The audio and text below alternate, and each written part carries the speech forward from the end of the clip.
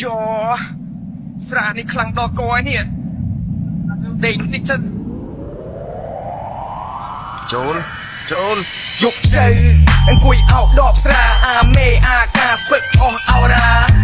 បេះដូងដែលគ្មានពន្លឺធ្វើឲ្យចិត្តខ្ញុំឈឺដូចជាមានជំងឺ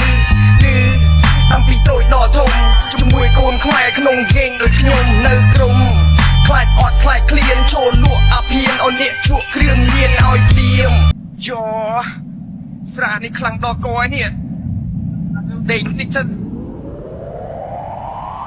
ចូលយកស្រូវអង្គុយអោបដបស្រាអាមេអាកាស្ពឹកអស់អោរា